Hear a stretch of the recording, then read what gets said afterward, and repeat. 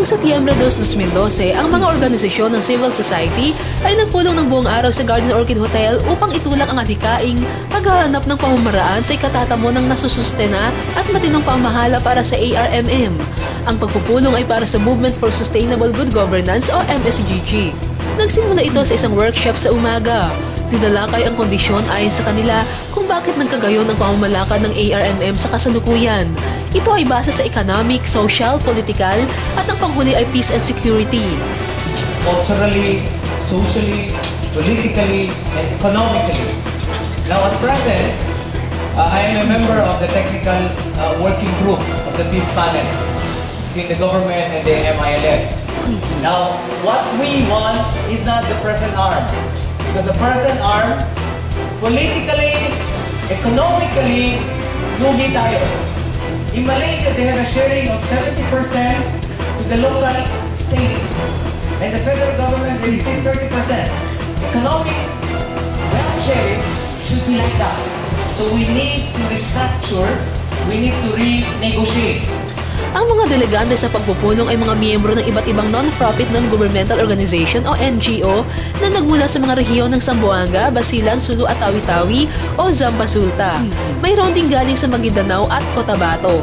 Inibitahan nila ang ilan sa mga kasalukuyang pamunuang kawani ng ARMM at tinanong ukol sa estado ng rehiyon sa ngayon. Actions taken, yung kung ano ang wala, halimbawa DBM din. There is also a resolution requesting the President of the Republic of the Philippines, President Aquino, to head the DBM branch. Kasi nga, wala nga DBM within the arm. So, yan, wala kaming DBM. Oh, wala.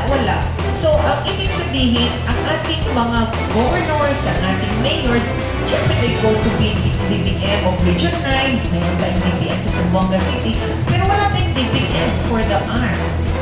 Dapat tingnan mo doon, paano ba yung urgent ground implementation para mapakinabangan ang social reform agenda sa upang manatili sa ngayon, huwag na yung bill implementation ng trabaho natin para upang naman maangat, malibili yung naiwan kasi sila ay naglatag na isang manifesto na nagsasaad ng mga nabuong desisyon at mga tinitindigang posisyon na sa kanilang palagay ay makatutulong sa ikatutupad ng kanilang adhikain para sa ARM.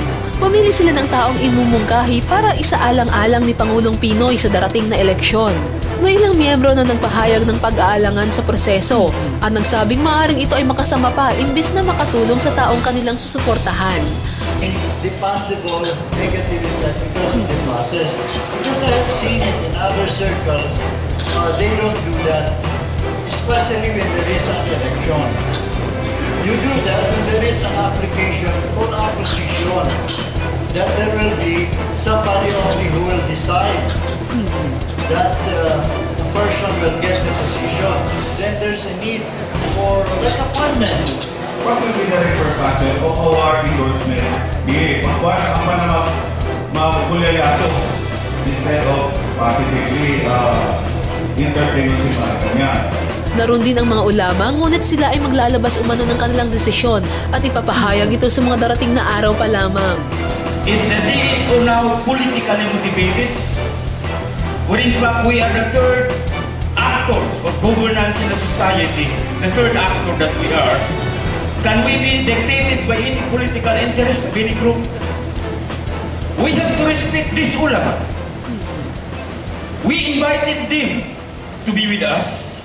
The ulama sector said that they will have the decision, I think, by Saturday. Ngunit sa huli ay namayaan niya ang desisyon ng mayorya at kanilang inendorso ang kanilang napupusuang politiko para tumakbong ARMM governor sa eleksyon na gaganapin sa susunod na taon sa taong 2013. Nang aming itanong kung bakit nag-iendorso sila gayong ang pagpili naman ng mamiminuno sa ARM sa 2013 ay base sa resulta ng eleksyon at hindi sa pag-appoint ng Pangulo. Ito ang kanilang tugon. Nag-nominate tayo for the administration to kasi sa ARM naman, this is an accepted norm, di ba? May advantage ka pag ikaw ay nominado ng administrasyon. So, at the end of the day, it's the people that will decide kung sino yung iboboto nila. Ito lamang po ang sa amin ay puro ng CSO na based on the criteria and based on the processes na inadapt namin kanina. Now, nagkaroon mo ng meeting of minds itong CSO na nandito lahat na itong apat na vital issues, siya ba ay umaangkop at siya ba ay may kakayahan i-address itong mga issues na ito. Issue on political, issue on economic, issue on social, and issue on peace and security. And therefore, nakita namin na based from what is happening in Sulu right now, nandoon po kay Governor Tan yung katangian na mag-fit doon sa mag-address doon sa mga apat na issues na namin po na-identify na dito. Para sa Balitang Filipino ng SamboTimes.com, Risa Lacbao nag-ulat.